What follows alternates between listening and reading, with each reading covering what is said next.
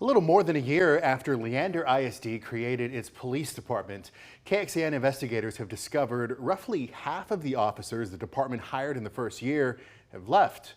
And two of those former officers told us they didn't have the tools they needed to do their jobs, like rifles. And we've confirmed the state is now looking into the department's hiring practices. KXAN investigator Grace Reeder received a tip from a local police union, which kickstarted the story. And today, the district addressed her questions. All right, we'll start with our presentation. At a school safety and security committee meeting Wednesday night, Leander ISD leaders addressed questions about the district's newly created police department. KXAN investigators have been trying to get answered for more than 2 weeks. And do you feel like the secondary schools will be equipped with the right equipment by the first day of school, safes, etc., for storing weapons? Or Absolutely. They also took our questions and published them, along with their answers publicly, paired with a video in lieu of granting us the interviews we requested. recently, we received questions about Leander ISD's police department. First, I want to assure our families that students and staff are safe. The Texas Commission on Law Enforcement, or TCOL, confirmed with us it's investigating whether the school district is vetting its officers properly.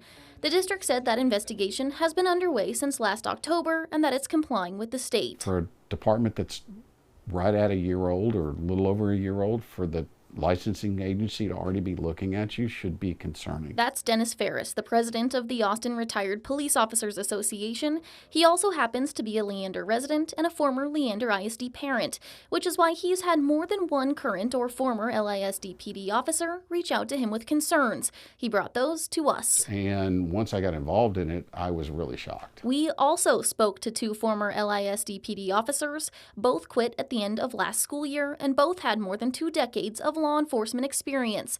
They didn't want to go on camera, but told us among the reasons they left the department, they didn't have the equipment they needed to do their jobs, like a rifle or a way to file reports. The district pointed to its reliance on previous partnerships with other agencies for those items, partnerships which are being cut this year. In its public response, the district wrote, quote, "The 2026-27 school year marks the first year the Leander ISD Police Department has operated as an independent law enforcement agency. The district says officers will now be issued department rifles and a way to take reports by the start of the school year."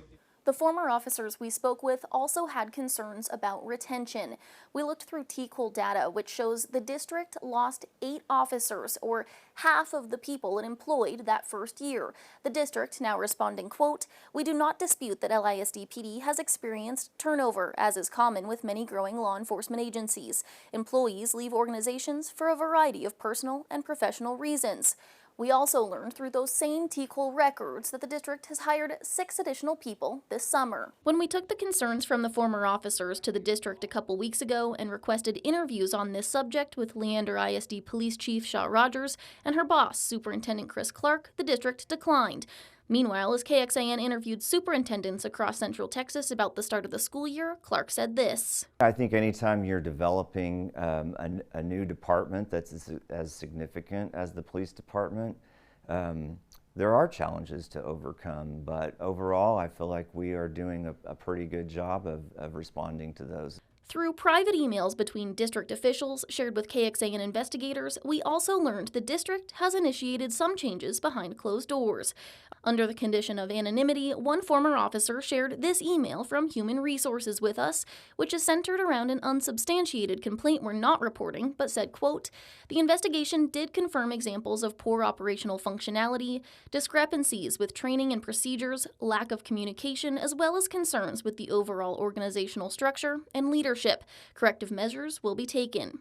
We also received emails from another former officer that indicate the district initiated a third-party review of the, quote, "climate and culture within the police and emergency management departments this summer." The district did confirm that external investigation has occurred.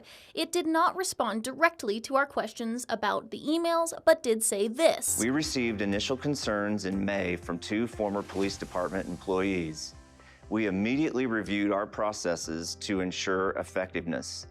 While we did find some areas for growth, we did not find any evidence of unethical or unlawful conduct. When the police officers tell you there's a problem, I would believe them. We reached out to every member of the Leander ISD board as part of this process and only heard back from board member Paul Gauthier, who called our findings disappointing. They don't feel supported. I would believe them. Grace Reeder, KXAN Investigates.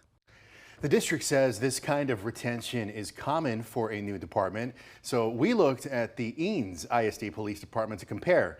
It is a smaller district, but its PD is also newly created and started hiring its first officers roughly a year before Leander.